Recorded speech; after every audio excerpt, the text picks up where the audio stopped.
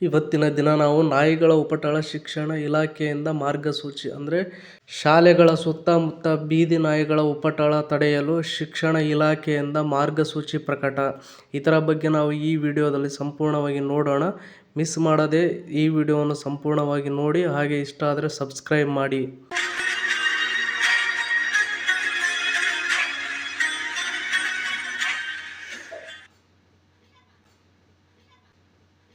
ಕರ್ನಾಟಕದಲ್ಲಿ ಬೀದಿ ನಾಯಿ ಹಾವಳಿ ಮಿತಿ ಮೀರಿದೆ.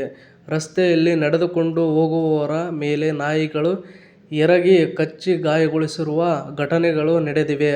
ಇನ್ನು ನಾಯಿ ದಾಳಿಯಿಂದ ಮಕ್ಕಳು ಸಹ ಸಾವನ್ನಪ್ಪಿರುವ ಪ್ರಕರಣಗಳು ನಡೆದಿದೆ.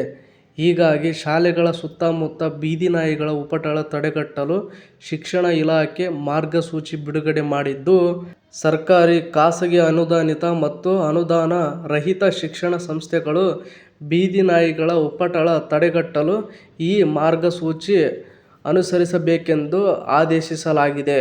ಇನ್ನು ನೆಕ್ಸ್ಟ್ ನಾವು ನೋಡುವುದಾದರೆ ಶಿಕ್ಷಣ ಇಲಾಖೆಯ ಮಾರ್ಗಸೂಚಿಯಲ್ಲೇನಿದೆ ಎಂಬುದರ ಬಗ್ಗೆ ನೋಡುವುದಾದರೆ, ಎಲ್ಲ ಶಿಕ್ಷಣ ಸಂಸ್ಥೆಗಳ ಆವರಣದಲ್ಲಿನ ನಾಯಿಗಳ ಸಂಖ್ಯೆಯನ್ನು ನಗರ ಮತ್ತು ಗ್ರಾಮೀಣ ಸ್ಥಳೀಯ ಸಂಸ್ಥೆಗಳಿಗೆ ಮಾಹಿತಿ ನೀಡಬೇಕು ಮತ್ತು ಶಿಕ್ಷಣ ಸಂಸ್ಥೆಗಳು ಗುರುತಿಸಿದ ಬೀದಿ ನಾಯಿಗಳ ಸ್ಥಳಾಂತರಕ್ಕೆ ಆಶ್ರಯ ತಾಣ ನೀಡಲು ಸ್ಥಳೀಯ ಸಂಸ್ಥೆಗಳಿಗೆ ಸಹಕಾರ ನೀಡಬೇಕು ಮತ್ತು ಒಮ್ಮೆ ನಾಯಿಗಳನ್ನು ಶಿಕ್ಷಣ ಸಂಸ್ಥೆಗಳಿಂದ ಸ್ಥಳಾಂತರಿಸಿದ ನಂತರ ಪುನಃ ಬೀದಿ ನಾಯಿಗಳು ಶಾಲಾ ಆವರಣದ ಒಳಗಡೆ ಪ್ರವೇಶಿಸದಂತೆ ಕಾಂಪೌಂಡ್ ಹಾಕಬೇಕು ಮತ್ತು ಬೀದಿ ನಾಯಿಗಳ ಸ್ಥಳಾಂತರ ಸಂಖ್ಯೆ ಮತ್ತು ಸ್ಥಳೀಯ ಸಂಸ್ಥೆಯ ಜೊತೆಗೆ ಸಮನ್ವಯ ಸಾಧಿಸಲು ಶಿಕ್ಷಣ ಸಂಸ್ಥೆಗಳು ನೋಡಲ್ ಅಧಿಕಾರಿ ನೇಮಕ ಮಾಡಬೇಕಾಗಿರುತ್ತದೆ. ಇನ್ನು ನೆಕ್ಸ್ಟ್ ನಾವು ನೋಡುವುದಾದರೆ ಕೋರ್ಟ್ ಛೀಮಾರಿ ಬೆನ್ನಲ್ಲೇ ಎಚ್ಚೆತ್ತ ಇಲಾಖೆಗಳ ಬಗ್ಗೆ ನಾವು ನೋಡುವುದಾದರೆ,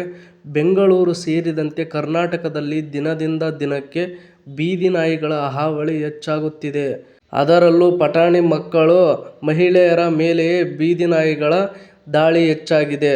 ಮಕ್ಕಳನ್ನು ಶಾಲೆಗೆ ಕಳುಹಿಸಲು ಪೋಷಕರು ಭಯಪಡುವಂತಾಗಿದೆ. ಕರ್ನಾಟಕ ಮಾತ್ರವಲ್ಲದೆ ಇಡೀ ದೇಶದಲ್ಲಿಯೇ ನಾಯಿಗಳ ಕಡಿತ ಹೆಚ್ಚಾಗಿದ್ದು, ಈ ಬಗ್ಗೆ ವರದಿ ಸಲ್ಲಿಸಿದ ಕರ್ನಾಟಕಕ್ಕೂ ಸುಪ್ರೀಂ ಕೋರ್ಟ್ ಛೀಮಾರಿ ಹಾಕಿತ್ತು.